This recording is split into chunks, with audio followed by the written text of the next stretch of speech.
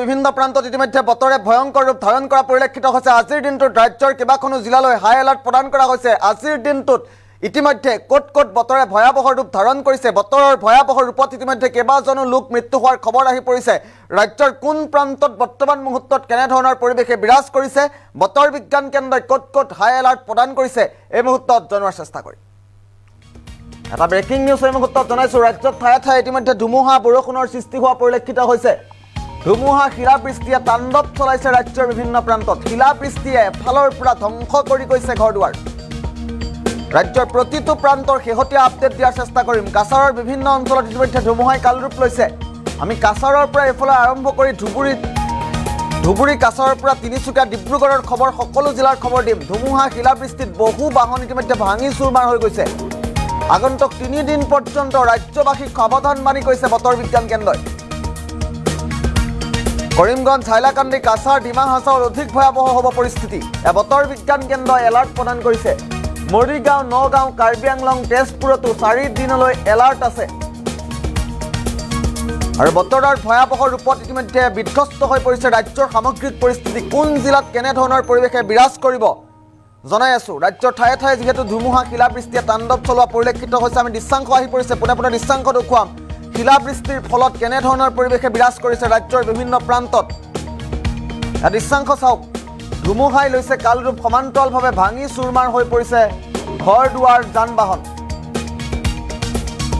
শিলাবৃষ্টিৰ ফলত চালনী আকাৰ হৈ পৰিছে ঘৰৰ টিংপাত। ৰাজ্যৰ বিভিন্ন প্ৰান্তৰ সামগ্ৰিক পৰিৱেশ আমি দেখুওৱাৰ চেষ্টা কৰিম। ক'ত কেনেধৰণৰ পৰিৱেশে বিৰাজ কৰিছে মন্তব্য আছে, আমি পৰৱৰ্তী পৰ্যায়ত মন্তব্যও শুনাম। এলাৰ্ট ক'ত ক'ত আছে আজিৰ দিনটোত এলাৰ্ট জনোৱাৰ চেষ্টা কৰিম। বতৰ বিজ্ঞান কেন্দ্ৰৰ তৰফৰ পৰা হাই এলাৰ্ট প্ৰদান কৰা হৈছে কেইবাখনো জিলালৈ। ধুমুহা বৰষুণ বজ্ৰপাতে ভয়ংকৰ ৰূপ ধাৰণ কৰিছে। দৃশ্যাংশকেইটা লক্ষ্য কৰক। ৰাজ্যৰ বিভিন্ন প্ৰান্তত বৰ্তমান মুহূৰ্তত কেনেধৰণৰ পৰিৱেশে বিৰাজ কৰিছে আমি ফুল ভিজুৱেল আকাৰে দেখুৱাম। ৰাজ্যৰ ক'ত কেনেধৰণৰ পৰিৱেশে বিৰাজ কৰিছে যদি সম্ভৱ হয় ফুল ভিজুৱেল দেখুৱাবলৈ চেষ্টা কৰিম।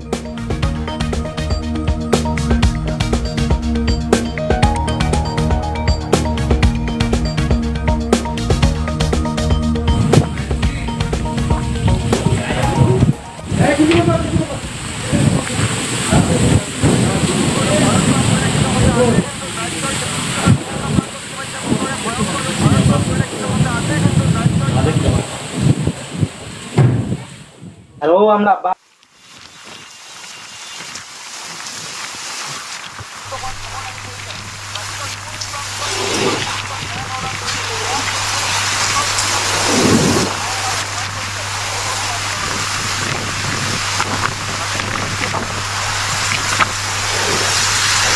ৰাজ্যৰ বিভিন্ন প্ৰান্তৰ পৰা এই মুহূৰ্তত দৃশ্যাংশ দেখুৱাই আছোঁ। ৰাজ্যৰ ক'ত কেনেধৰণৰ পৰিৱেশে বিৰাজ কৰিছে একেলগে দুটাকৈ দৃশ্যাংশ যদি সম্ভৱ হয় দেখুৱাম। শিলাবৃষ্টিয়ে ধ্বংস কৰি পেলাইছে ঘৰ দুৱাৰ।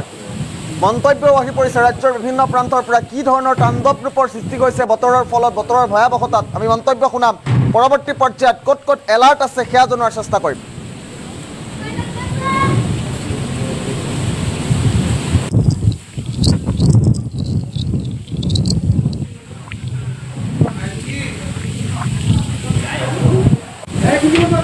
নষ্ট হয়ে গেছে একদম সেদা সেদা একমাত্র জল মানে আর কি সব ভিতরে, বাইরে কিচ্ছু নাই। ঘরের ভিতরে আডু জল হয়ে গেছে। আমার ধান নষ্ট, কাগজপত্র সব কিছু ডকুমেন্টস নষ্ট হয়ে গেছে বৃষ্টিতে। এত অবস্থা খারাপ আমাদের, আর খাওয়ার মতো উপায় নাই। সাহায্য করে ওটাও চাই আমরা।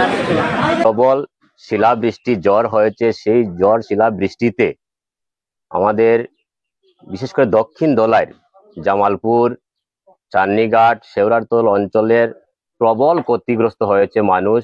বসত বাড়ি যেটা আছে সেটা বসত করার মতো উপযোগী নয়। প্রত্যেকটা বাড়ির টিন একবারে ছিদ্র ছিদ্র হয়ে গিয়েছে এবং মানুষের সঙ্গে সঙ্গে গবাদি পশু যেগুলো আছে এগুলো ক্ষতিগ্রস্ত হয়েছে। এভাবে শিলাবৃষ্টির ফলে প্রতিটি ঘরের আসবাবপত্র থেকে মানুষ থাকার মতো কোনো ব্যবস্থা নেই। অনেক মারা, দাদারা, দিদিরাও ঘর বাড়ি চুক্ত হয়ে তারা রাস্তায় নেমে গিয়েছে। তারা আজকে রাত্রে যদি গতকালকের মতো অবস্থা হয় কীভাবে থাকবে? তার জন্য মাননীয় মন্ত্রী মহাশয় আমাদের জেলা উপায়ুক্ত মহাশয়ের সঙ্গে যোগাযোগ করেছেন, এডিসি সাহেবদের সঙ্গে যোগাযোগ করেছেন, সার্কেল অফিসার সহ ডিজাস্টার ম্যানেজমেন্টের ডিপার্টমেন্টে যারা আছে তাদেরকে বলেছেন যুদ্ধকালীন তৎপরতায় সরকারের পক্ষ থেকে যেগুলো মানে সুবিধা কম সময়ের মধ্যে তাদেরকে দেওয়া যায়। আজকে রাত্রের মধ্যে যাতে তাদেরকে মানে তেরপালের ব্যবস্থা করে দিয়ে আগামী দিনে যাতে তাদের আরো সুবন্দোবস্ত করা যায় তার ব্যবস্থা সরকার পক্ষ থেকে করা হচ্ছে। শিলাবৃষ্টিতে আমার ঘরের টিন মানে মূল্যবান টিন পুরো নষ্ট হয়ে গেছে, একদম সেদা সেদা একমাত্র জল।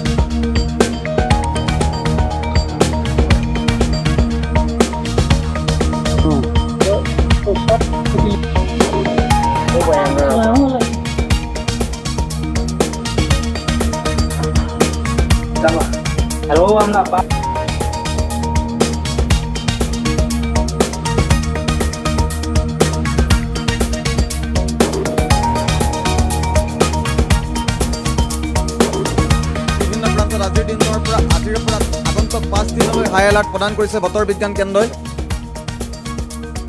আগন্তুক 5 দিন অতি ভয়াৱহ হ'ব পৰিস্থিতি। ৰাজ্যৰ বিভিন্ন প্ৰান্তত ক'ত কেনেধৰণৰ পৰিৱেশে বিৰাজ কৰিব আগন্তুক 5 দিনলৈ এই মুহূৰ্তত আমি জনোৱাৰ চেষ্টা কৰিম। সবিশেষ তালিকাখন দেখুওৱাৰ চেষ্টা কৰিম। ৰাজ্যৰ বিভিন্ন প্ৰান্তত ক'ত কেনেধৰণৰ পৰিৱেশে বিৰাজ কৰিব এই মুহূৰ্তত আমি দৃশ্যাংশ দেখুৱাম।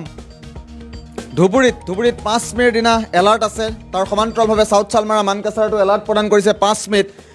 গোৱালপাৰাত এলাৰ্ট প্ৰদান কৰিছে 5 মে'ৰ দিনা। কোকৰাঝাৰত এলাৰ্ট আছে। চিৰাঙত 2 দিনৰ বাবে এলাৰ্ট প্ৰদান কৰিছে বতৰ বিজ্ঞান কেন্দ্ৰই। সমান্তৰালভাৱে বাক্সা জিলাত 4 দিনৰ বাবে এলাৰ্ট প্ৰদান কৰিছে, হাই এলাৰ্ট প্ৰদান কৰিছে বতৰ বিজ্ঞান কেন্দ্ৰই। বাক্সাৰ পাছত এইবাৰ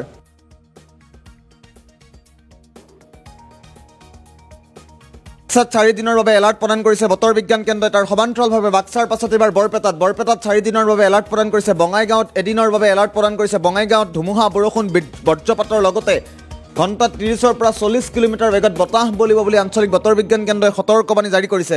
তাৰ সমান্তৰালভাৱে নলবাৰীত কেনেধৰণৰ পৰিৱেশে বিৰাজ কৰিছে। নলবাৰীত 2 দিনৰ বাবে এলাৰ্ট আছে। কামৰূপ ৰুৰেলত 3 দিনৰ বাবে এলাৰ্ট প্ৰদান কৰিছে। কামৰূপ মেট্ৰত 3 দিনৰ বাবে।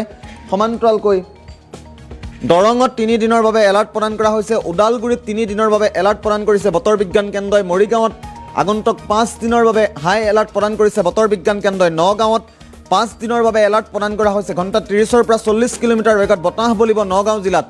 হোজাইত 4 দিনৰ বাবে এলাৰ্ট প্ৰদান কৰা হৈছে। ৱেষ্ট কাৰ্বি আংলঙত পশ্চিম কাৰ্বি আংলঙত 5 দিনৰ বাবে এলাৰ্ট প্ৰদান কৰিছে বতৰ বিজ্ঞান কেন্দ্ৰই। আগন্তুক 5 দিন অতি ভয়াৱহ হ'ব পাৰে ৱেষ্ট কাৰ্বি আংলং জিলা। তাৰ সমান্তৰালভাৱে কাৰ্বি আংলঙত 4 দিনৰ বাবে এলাৰ্ট প্ৰদান কৰা হৈছে। গোলাঘাটত 4 দিনৰ বাবে এলাৰ্ট প্ৰদান কৰিছে। শোণিতপুৰত 5 দিনৰ বাবে। শোণিতপুৰত ধুমুহা বৰষুণ বজ্ৰপাতৰ লগতে ঘণ্টাত 40ৰ পৰা 50 কিলোমিটাৰ বেগত বতাহ বলিব বুলি ইয়াত উল্লেখ কৰা হৈছে। বিশ্বনাথতো 3 দিনৰ বাবে এলাৰ্ট প্ৰদান কৰা হৈছে। লখিমপুৰত 3 দিনৰ বাবে এলাৰ্ট প্ৰদান কৰা হৈছে। ধেমাজি, যোৰহাট, মাজুলী, শিৱসাগৰ আটাইকেইখন জিলাতেই 4 দিনৰ বাবে এলাৰ্ট প্ৰদান কৰিছে বতৰ বিজ্ঞান কেন্দ্ৰই। আৰু এইবাৰ শিৱসাগৰ 3 দিনৰ বাবে এলাৰ্ট প্ৰদান কৰিছে। চৰাইদেউ 3 দিনৰ বাবে এলাৰ্ট প্ৰদান কৰিছে। ডিব্ৰুগড়ত 3 দিনৰ বাবে এলাৰ্ট প্ৰদান কৰিছে। তিনিচুকীয়াত 3 দিনৰ বাবে এলাৰ্ট প্ৰদান কৰিছে বতৰ বিজ্ঞান কেন্দ্ৰই। ডিমা হাছাওত 5 দিনৰ বাবে এলাৰ্ট প্ৰদান কৰিছে। তাৰ সমান্তৰালভাৱে যদি আমি কাছাৰৰ কথা কওঁ, কাছাৰত আগন্তুক 5 দিনৰ বাবে এলাৰ্ট প্ৰদান কৰাৰ লগতে অৰেঞ্জ এলাৰ্ট প্ৰদান কৰিছে এদিন। এয়া কাছাৰ জিলাত। হাইলাকান্দিত 5 দিনৰ বাবে হাই এলাৰ্ট প্ৰদান কৰা হৈছে। হাইলাকান্দিৰ পাছত কৰিমগঞ্জত এলাৰ্ট প্ৰদান কৰিছে 5 দিনৰ বাবে। অতি ভয়াৱহ হ'ব পৰিস্থিতি। আৰু অতি ভয়ানকভাৱে এটা কথা এই মুহূৰ্তত জনাব বিচাৰিছোঁ, কাছাৰ জিলাত অৰেঞ্জ এলাৰ্ট প্ৰদান কৰা হৈছে। Very heavy rainfall very likely at isolated place. অতি ঘন বৰষুণৰ সৃষ্টি হ'ব কাছাৰ জিলাত। কাছাৰ জিলাৰ সামগ্ৰিক পৰিৱেশ অতি ভয়াৱহ হ'ব বুলি ইয়াত উল্লেখ কৰিছে বতৰ বিজ্ঞান কেন্দ্ৰই। বতৰ বিজ্ঞান কেন্দ্ৰৰ তৰফৰ পৰা এই এলাৰ্ট প্ৰদান কৰাৰ জিলাকেইখনক সাৱধান হৈ থকাৰ, সতৰ্ক হৈ থকাৰ আহ্বান জনাইছে। আৰু কাছাৰ জিলাত বিশেষকৈ অতি সাৱধান হৈ থকা কাছাৰবাসী অতি সাৱধান হৈ থাকক, কিয়নো কাছাৰ জিলাত অৰেঞ্জ এলাৰ্ট প্ৰদান কৰিছে বৰ্তমান মুহূৰ্তত। আৰু ৰাজ্যৰ বিভিন্ন প্ৰান্তত বৰ্তমান মুহূৰ্তত ক'ত কেনেধৰণৰ পৰিৱেশে বিৰাজ কৰিছে আমি পোনে পোনে এই মুহূৰ্তত দৃশ্যাংশ আহি পৰিছে। শেহতীয়া দৃশ্যাংশ দেখুওৱাৰ চেষ্টা কৰিম।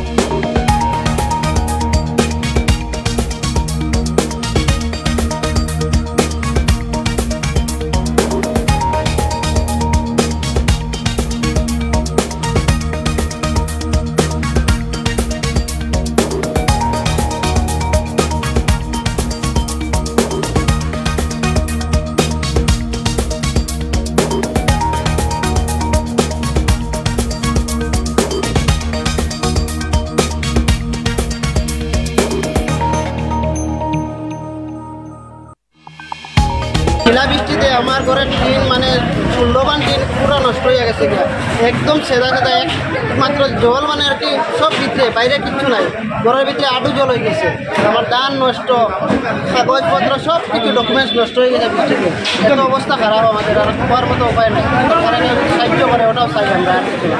প্রবল শিলাবৃষ্টি ঝড় হয়েছে, সেই ঝড় শিলাবৃষ্টিতে আমাদের বিশেষ করে দক্ষিণ দলাইর জামালপুর, চান্নিঘাট, শেওড়ারতল অঞ্চলের প্রবল ক্ষতিগ্রস্ত হয়েছে মানুষ। বসত বাড়ি যেটা আছে সেটা বসত করার মতো উপযোগী নয়। প্রত্যেকটা বাড়ির টিন একবারে ছিদ্র ছিদ্র হয়ে গিয়েছে এবং মানুষের সঙ্গে সঙ্গে গবাদি পশু যেগুলো আছে এগুলো ক্ষতিগ্রস্ত হয়েছে। এভাবে শিলাবৃষ্টির ফলে প্রতিটি ঘরের আসবাবপত্র থেকে মানুষ থাকার মতো কোনো ব্যবস্থা নেই। অনেক মারা, দাদারা, দিদিরাও ঘর বাড়ি চুক্ত হয়ে তারা রাস্তায় নেমে গিয়েছে। তারা আজকে রাত্রে যদি গতকালকের মতো অবস্থা হয় কিভাবে থাকবে? তার জন্য মাননীয় মন্ত্রী মহাশয় আমাদের জেলা উপায়ুক্ত মহাশয়ের সঙ্গে যোগাযোগ করেছেন, এডিসি সাহেবদের সঙ্গে যোগাযোগ করেছেন, সার্কেল অফিসার সহ ডিজাস্টার ম্যানেজমেন্টের ডিপার্টমেন্টে যারা আছে তাদেরকে বলেছেন যুদ্ধকালীন তৎপরতায় সরকারের পক্ষ থেকে যেগুলো মানে সুবিধা কম সময়ের মধ্যে তাদেরকে দেওয়া যায়, আজকে রাত্রের মধ্যে যাতে তাদেরকে মানে তেরপালের ব্যবস্থা করে দিয়ে আগামী দিনে যাতে তাদের আরো সুবন্দোবস্ত করা যায় তার ব্যবস্থা সরকার পক্ষ থেকে করা হচ্ছে।